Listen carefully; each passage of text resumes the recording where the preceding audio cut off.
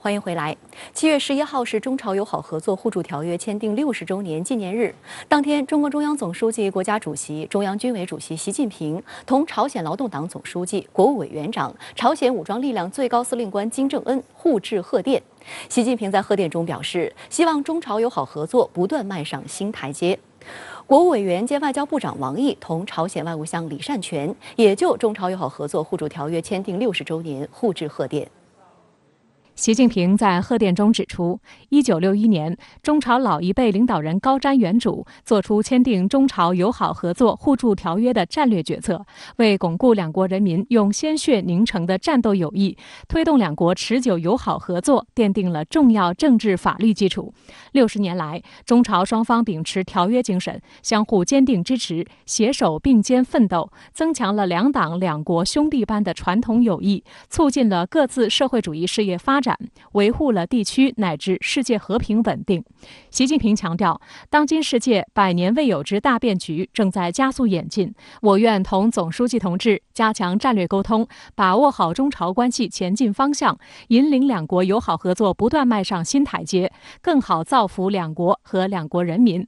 金正恩在贺电中表示，签订朝中友好合作互助条约，向全世界彰显了朝中两党、两国政府和人民在牢固的法律基础上，长期发展鲜血凝成的朝中友谊的坚定意志。60年来，朝中两国相互支持、相互帮助，书写了值得自豪的友好历史。金正恩强调，不断加强和发展朝中友好合作关系，是朝鲜党和政府坚定不移的立场。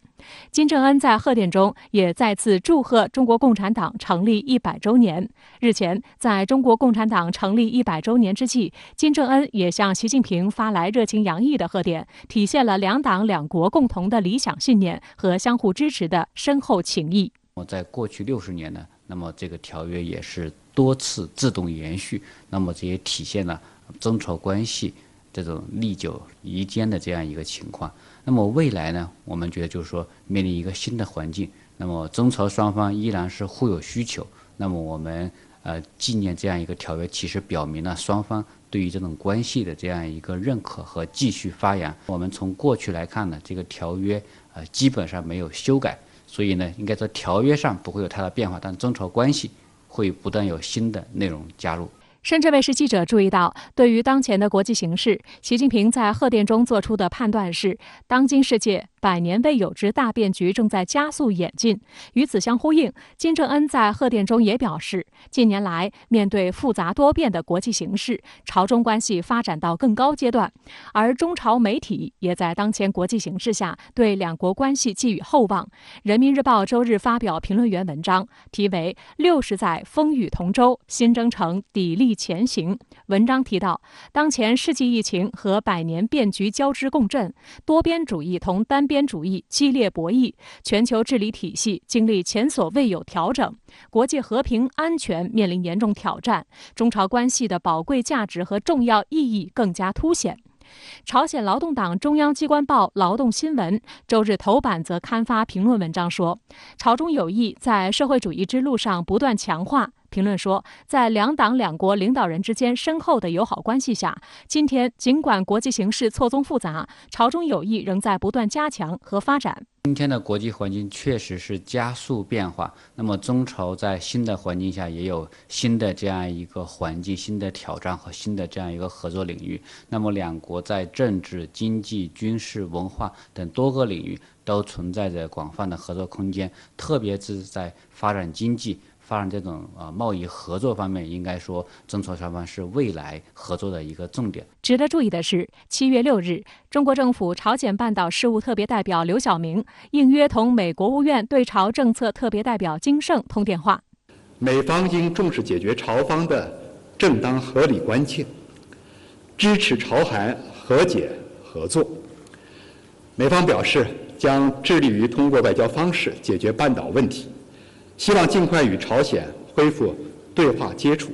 支持朝韩改善关系。外交部表示，中方近期在不同层级同有关方就半岛问题保持沟通。刘晓明特别代表就任以来，也在积极同各方交流。中方在半岛问题上的立场是一贯和明确的，半岛的事是中国家门口的事，中方将一如既往发挥建设性作用，直到半岛实现长治久安。中国在朝鲜半岛问题上基本上是劝和、促谈和维稳。那未来还是希望这个美朝双方有更多的一个互动。而朝鲜方面，金正恩6月17日在劳动党第8届中央委员会第3次全体会议上，分析了近期国际政治舞台上发生的主要变化和朝鲜的外部环境，尤其是详细分析了新一届美国政府对朝鲜的政策动向。在谈到对美关系时，他首次公开提出要坚持适当的战略战术反制措施，做好对话和对抗两手准备。2018年，朝鲜宣布终止核试验和洲际弹道导弹发射试验，集中全力投入到发展经济和提高人民生活水平的斗争中。此后，朝鲜一直延续这一路线。今年初，朝鲜劳动党8大召开，金正恩在会上强调，社会主义经济建设是当前我们必须集中全力的最重要革命任务。分析指出，为贯彻社会主义经济建设战略路线，朝鲜释放出愿意通过对话打破目前朝鲜半岛核问题僵局的信号，但朝美在无核化路径和方式上的明显分歧很难消除，加上美国政府对朝鲜半岛核问题关注度降低，朝美关系要取得突破面临很大困难。总的来说，我们看呢，美国的判断应该是，朝鲜现在不是那么咄咄逼人，不是那么迫在眉睫，所以他在他的这个外交里边，他是往后排的。相关话题来连线特约评论员吴卫。吴先生您好。7月11号，习近平同金正恩就中朝友好合作互助条约签订60周年互致贺电，您是如何来解读这份贺电，又如何评价新时代下的中朝关系呢？习近平总书记在贺电中给出对中朝友谊的历史定义，他说是两国人民用鲜血凝结成的，是战斗友谊。又用兄弟般的来定义中朝两党两国之间的传统友谊。因此我倾向于用中朝两国之间、中国共产党与朝鲜劳动党之间、两国最高领导人之间以及朝鲜半岛局势这4个维度去解读这段传统友谊。2018年3月25号至28号，金正恩对中国进行非正式访问，习近平和金正恩在北京实现了历史性的首次会晤。访问期间习近平同金正恩就发展新时代中朝关系达成4方面原则共识。应该说，这一次历史性的首次会晤，为新时代中朝两国关系的继往开来奠定了坚定基础，指明了总体方向，规划了具体路径。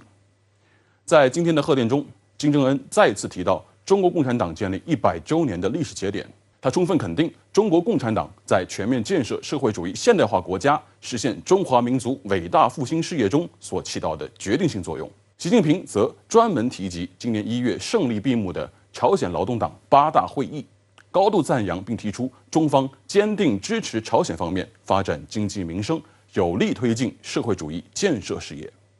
这就是中朝两党之间对彼此政党之于彼此国家的精准定位、惺惺相惜和鼎力支持。此外，从地缘政治的维度上看，中朝关系又与朝鲜半岛局势、亚洲局势乃至于世界全局有着密不可分的关系。前不久，中美朝鲜问题特别代表实现了美国政府换届之后的首次通话，这也是刘晓明大使结束驻英任期后来到新工作岗位之后与美国同事的首次通话。中方重申了解决半岛核问题分阶段同步走的原则，强调了双轨并行的思路，再次亮明了中方致力于通过和平对话方式解决半岛问题的基本立场。刘晓明特别提及，他说朝鲜半岛的事是中国家门口的事，这一方面体现了中国在解决半岛问题中举足轻重的地位，同时它也是一句掷地有声的政治宣示，那就是中国不允许朝鲜半岛生乱生战。好的，也谢谢吴先生以上的分析，请您保持在线，我们稍后还会继续连线您。50年前，时任美国总统特使基辛格秘密访华，促成中美关系破冰。然而，50年后的今天，中美关系又走到关键十字路口。外界关注新上台的拜登政府是否会调整特朗普政府时期的对华政策。然而，拜登政府在科技领域对中国的打压仍在继续，甚至波及到了广大中国留学生。美方拒绝500多名中国留学生赴美留学签证一事持续发酵。美国务院发言人狡辩称，相关措施依据第10043号总统令，只影响少于2%的中国籍申请人。对此，外交部发言人汪文斌周五引用美国乔治城大学的报告公开批驳，每年预计有3000至5000名拟赴美留学的相关学科的中国研究生受到影响，占总人数的16%到27%。这与美方自我标榜的开放自由理念和欢迎中国学生的表态完全不符，是继续在开历史倒车。分析指出，美国限制中国理工科留学生签证，本质上是一种对华技术封锁，是美国科技霸权的体现。近年来，美国在科技研发和人才竞争领域的焦虑感越来越强烈，这种针对中国科技领域的遏制与打压，也早已延伸到留学领域。2018年6月，美国限制了包括机器人制造应用、航天航空、高科技制造业等专业中国留学生的签证。去年4月，美国臭名昭著的反华议员汤姆·科顿更是在国会诬称，赴美中国留学生抢走美国人的工作，偷窃知识产权，设计可以用来攻击美国人民的武器与设备。美国大学训练了这么多中国的精英人才是丑闻。随即，科顿和另一名参议员布莱克本提出一项议案，要求重新审视向中国发放学生签证的政策，并禁止中国公民赴美学习或从事科技、技术、工程和数学研究。不久后，特朗普便签署了一项名为《禁止部分中国留学生和研究人员入境的禁令》，即第10043号总统令。这项充满偏见的行政令被认为是特朗普政府对中国留学生进行系统性打压的缩影。观察人士认为，拜登之所以延续特朗普时代的行政令，给中国留学生和访问学者继续人为设置政策障碍，是因为美国民主党精英主张中美竞争焦点应放在经济和技术领域。美国决策者不但要储备制衡中国的硬实力，也要关注中国影响力提升所积蓄的软实力和锐实力。美方的这种行动并不能够真正的建立美国的信心，反而会产生更多的负面的效应，对于美国自身，包括美国的学校、美国的企业、美国未来的长远的发展也会产生负面的影响。近日，谷歌前首席执行官埃里克·施密特在接受日经亚洲采访时，再次炒作科技领域的所谓中国威胁论，称中国在人工智能和量子计算的部分领域即将赶超美国，速度比他之前预想的要快得多，所以美国应当与日本、韩国及欧洲盟友加强科技领域的合作关系。值得注意的是，尽管施密特将中美关系定性为竞争性伙伴关系，认为两国在卫生保健、气候变化等非战略性领域可以开展潜在合作，但他特别强调，中国在科技领域对美国的威胁是真实且紧迫的，所以美国必须不惜一切代价，在人工智能领域击败中国，来应对来自中国日益加剧的竞争压力。中国国际问题研究院美国研究所副所长苏晓辉向深圳卫视表示，美国将科技领域视为未来大国竞争中的一个关键胜负手，而中国日益强劲的科技实力则让其愈发焦虑。这样的一种言论的背后，反映出美国国内的某种焦虑。在一些人看来呢，在科技领域对中国进行围堵，拉拢盟友，让盟友取代中国的位置，是一条可以前进的道路，是一条可行的通道，可以达到遏制中国的目标，同时能够某种程度的保护美国的利益。这样的一种一厢情愿，现在在美国国内仍然很有市场。曾于2013年至2017年间担任美国务院主管东亚和太平洋事务的助理国务卿拉塞尔日前接受日媒采访时则称，随着中国的实力接近美国，中美关系已经不再像从前那样，美国支持中国发展，努力避免摩擦对抗的好时光已经过去了。拉塞尔妄称，如今的中国越来越强大的同时，其行为变得危险和令人不安，引发了美国方面的警惕。他更是断言，只有在美国实力远超中国之时，两两国关系才能保持稳定。因此，美国需要加强与盟友的关系，只有这样做，才能让中国有所妥协。拉塞尔的观点遭到新加坡国立大学亚洲研究院杰出研究员马凯硕的驳斥。马凯硕本月初在美国国家利益网站刊发题为《美国会输给中国吗》的文章，一针见血地指出，妖魔化中国的势头在美国日渐强劲，每一天都有重要人物就所谓中国威胁发出警告。马凯硕对美国的战略自满感到惊讶，并判断如果美国继续怀揣这种自满，将幼稚地陷入一场可能输掉的竞争。如果美国试图孤立中国，最终的结果是自身将受到孤立。文章认为，美国深陷经济霸权和军事霸权的执念，对中国的认知存在一系列误解，这是他将中国当作假想敌的原因之一。实际上，中国的发展既没有挑战美国的繁荣，也没有对美国的国家安全构成威胁。对于拜登来说，他的优先目标应该是打破美国30年的经济停滞，结束工薪阶层的绝望海洋。只有这样才能阻止特朗普或者类似的角色卷土重来，也只有这样才能增加对拜登美国回归的长期信心。而重振美国经济的最好方式，正是和世界上其他经济强劲的国家合作，特别是中国。美国的一些政客，他们现在对于中美关系的定位，反映出美国做霸主做的时间确实很久了，而且美国呢认为霸权是自己应该继续延续的一种思维，所以为了实现自己的霸权，可以不顾道义、不顾公平、不顾世界发展的总体的潮流。而美国在针对中国的时候，在谈到霸权的时候，试图让中国接受美国的霸权逻辑。所以大家会看到，未来中美关系的发展的过程中，并不是中国变了，而是美国现在变得更坏了，这才是影响中美关系发展的最核心的因素。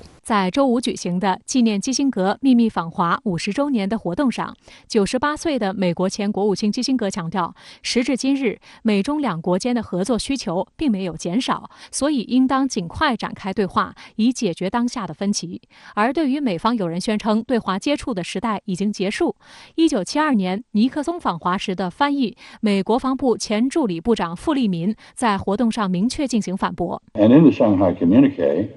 both sides acknowledged that our socioeconomic systems and histories were different and said, nonetheless, we have things we can cooperate about. So let's set those differences aside and get on with cooperation. And it worked. It was very good for the United States and for China. So I completely disagree with the assertion that engagement failed. And I hope we will re-engage in the spirit with which Dr. Kissinger opened this relationship. 好的，我们继续来连线特约评论员吴伟。吴先生，自美国拜登政府上台以来，不仅没有在关税战、贸易战方面有所收敛，更进一步掀起了所谓中美科技战。作为附带伤害，很大一批中国学子赴美留学计划被卡在了签证这一关。您对此如何看？上个月，美国参议院以68票赞成、32票反对的结果通过了《国家创新与竞争法》。参议院多数党领袖舒默表示，这是对无尽边疆法案的补充。这份长达2000多页的美国国内法涉及科技领域的方方面面，从具体的这个科技产业到科技研发、科技人员交流、科技安全，它是覆盖甚广。其宗旨在我看来就是一句话：确保美国在科技领域长期保持优势地位。有媒体敏锐地发现，这份法案里充斥着战略竞争法案、应对中国挑战法案的文本。科技研发领域是一个人才密集的高地，美国政府认为必须加强人才交流的管制，扎紧这个科学技术交流的藩篱，才能在源头上堵住美国科技安全的漏洞。在我的理解之下，美国这套逻辑的潜台词是不能出现下一个钱学森，让中国在关键科技领域实现新的重大突破。但是美国政府的这套逻辑又是充满漏洞的。我用一句话就能反驳，那就是钱学森在加州理工大学的老师冯卡门是匈牙利籍犹太人，美国的火箭之父冯布劳恩博士则是地地道道的德国人。美国在关键科技领域取得重大突破，不正是建立在海纳百川的基础之上吗？确切地说，美国之所以能够在第3次工业革命中拔得头筹，进而成长为世界第1强国，离不开人才红利的决定性作用。而美国自2战以来的人才红利，源于拥抱世界人才的胸襟。如今，那个自信与包容的美利坚合众国，已经沦为一个越发不自信、一个充斥着被迫害妄想症的偏执老人。我相信，无论是特朗普还是拜登，亦或是那些所谓达成共识的美国两党人，正在亲手扼杀美国科技领域世界头把交椅的地位。他们似乎忘了，在美国硅谷的诸多互联网巨头企业中，有多少来自中国的 IT 从业者。忘记了在 NASA 的这个尖端实验室里有多少黄皮肤黑眼睛的天才工程师，忘记了在数学、物理、生物这些基础科学领域的国际比赛中登上领奖台的大多都是来自亚洲的孩子们。如果美国政府真的在扼杀中美学术交流、民间交流的路上越走越远，那么他们终将亲眼见证美国这棵人类科技领域的参天大树最终因为失去养分而枯萎。他们终将意识到，这场所谓的中美科技战只能是打了个寂寞。好的，也谢谢吴先生跟我们共同在线分享您的观点，谢谢。美国商务部当地时间周五宣布，将34个企业及个体列入实体清单，当中部分中国实体被指控涉嫌所谓侵犯新疆少数民族人权。中国商务部发言人周日就此回应称，美方泛化国家安全概念，滥用出口管制措施，这是对中国企业的无理打压，是对国际经贸规则的严重破坏，中方坚决反对，并将采取必要措施，坚决维护中方合法权益。根据美国商务部工业与安全局周五发布的公报，此次被列入实体清单的34个外国实体中，有中国实体23家，其中14家被美国商务部无端指控为涉嫌所谓新疆人权压迫，其中就包括智能安防产品服务提供商新疆汤力科技有限公司。该清单将禁止美国公司在未获得美国政府许可的情况下，与所列出的特定企业开展业务。周日，中国商务部发言人就相关问题应询时表示，美方泛化国家安全概念，滥用出口管制措施，罔顾事实，再次以所谓人权等为由，将23家中国实体列入实体清单，这是对中国企业的无理打压，是对国际经贸规则的严重破坏，中方坚决反对。他把中国作为最大的竞争对手，那么因此呢，也开始打更多的牌。那么这些牌当中就包括打人权牌，实际上就是把人权政治化，借人权呢，对其他国家，特别是中国进行抹黑、进行打压。那么实际上呢，是将美国法凌驾于国际法之上，动不动的就搞美国法的域外适用。美国商务部还曾在今年6月24日以所谓强迫劳动将5个中国实体列入实体清单。此前，美国还对进口自新疆的棉花、西红柿及部分太阳能产品实施了禁令。美国、欧盟、英国和加拿大都宣布因新疆问题对中国部分官员实施了制裁。而中国也已经采取实质性行动予以反制。有分析指出，中国在上月出台了反外国制裁法。面对此次美方再次实行长臂管辖，中方将如何运用法律武器实施反击和反制，值得观察。那么这部法律呢，是最新的反对国外单边制裁的这个国家级的法律，那么是最高位阶的这个国内法。面对这种严重的侵犯合法权益的这个挑战呢，我们要用法律思维，用这个法律的途径，来维护自己的这个合法权益，打得一拳开，免得百拳来。那么这个过程呢是很不容易的，但是呢，就是我们要有这个意识，要逐渐的这个开展这方面的这个斗争。另外，针对美西方国家毫无根据的拿人权问题，在正在召开的联合国人权理事会上无端攻击中国，中国也主动出击。周四，会议审议澳大利亚第3轮国别人权审议报告，中方代表在会上也对澳大利亚人权劣迹予以坚决揭露。中国常驻联合国日内瓦代表团蒋端公使在会上抨击道，澳大利亚军人在海外军事行动中滥杀平民，犯下严重战争罪行，至今仍逍遥法外。他强调，中方敦促澳大利亚以参加国别人权审议为契机，正视和反思自身严重人权问题，立即停止各种侵犯人权行为，采取切实措施保护人权。那么这也让我们更加看清了，就是在国际社会要开展这个健康的这个建设性的国际人权治理，那么还是要以这个联合国那么为这个平台，然后以现行的国际法那么为基础，那么开展这个互相尊重的平等的建设性的对话交流和合作。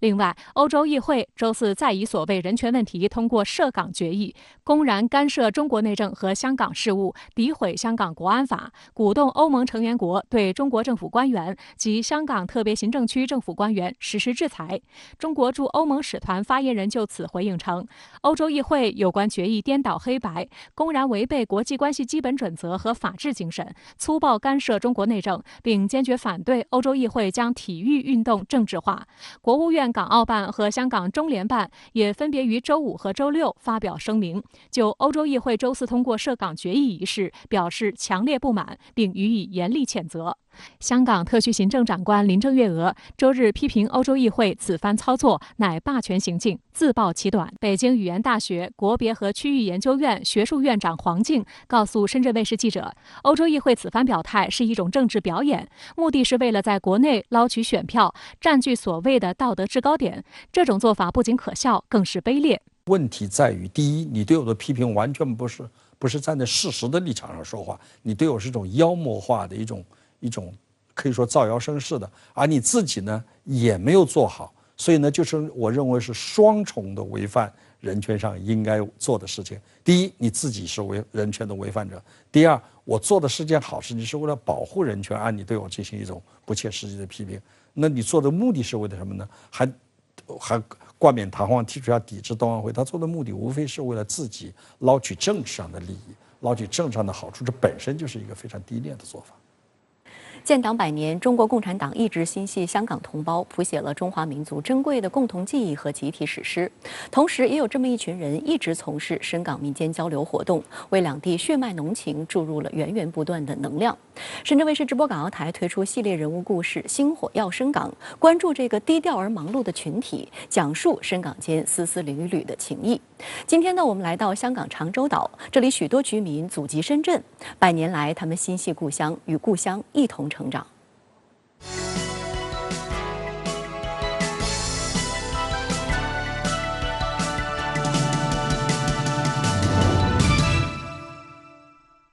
我们满中一生冒着敌人的炮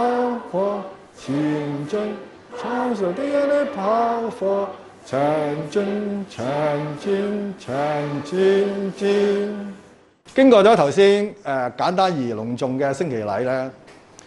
大家見到升嘅係5星紅旗，咁大家知唔知道5粒星係代表乜嘢咧？第5個星係代表中國共產黨，4粒細嘅5個星係代表工人階級、農民階級、直市小資產階級同埋民族資產。长洲岛位于香港岛西南海域，从中环码头乘快船30分钟就可以到达。这里山清水秀，风景迷人，面积约3平方公里，居民有3万多人。明清时期，广东沿岸的渔民常在附近海域捕鱼作业，把这里当作中转站。加上岛上产盐，故渐渐有人迁居于此。目前祖籍深圳、前身宝安县的居民约占全岛人口的1半以上。呢張地圖呢係1866年嘅寶安縣嘅地圖。嗱，大家我手指呢度就係我哋而家喺嘅長洲島，呢度大嶼山，呢度就係香港島、九龍島、九龍半島、新界。就由呢度之後咧，呢度咧就係開始係深圳市㗎啦。今時今日嘅即成個寶安縣，大部分人咧都係有一種家鄉嘅感覺。你長洲、香港、九龍喺100幾200年前一路都係屬於寶安縣。也正是因此，香港長洲寶安會所是香港與深圳之間歷史最為悠久的民間交流團體之一。行風初寧，愛長洲盜匪如雲，島上生死相顧得建設，團練公局同治年，更定名為正安社。